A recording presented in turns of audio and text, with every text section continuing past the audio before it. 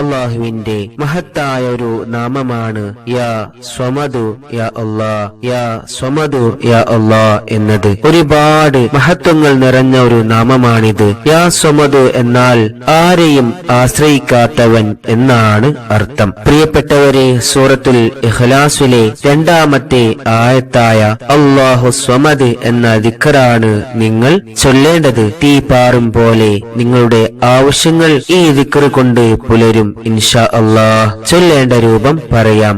ആദ്യം 11 തവണ നിങ്ങൾക്ക് അറിയാവുന്ന സ്വലാത്ത് മുത്തുനബി തങ്ങളുടെ പേരിൽ ചൊല്ലുക.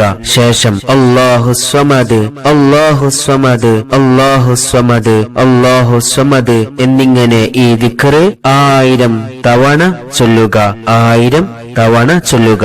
ശേഷം 11 തവണ മുത്തുനബി തങ്ങളുടെ പേരിൽ സ്വലാത്ത് ചൊല്ലി അവസാനിപ്പിക്കുക. പ്രിയപ്പെട്ടവരെ, 10-15 മിനിറ്റ് ചിലവാക്കിയാൽ ഈ ദിക്റ് വളരെ എളുപ്പത്തിൽ നമുക്ക് 1000 തവണ ചൊല്ലാൻ കഴിയും.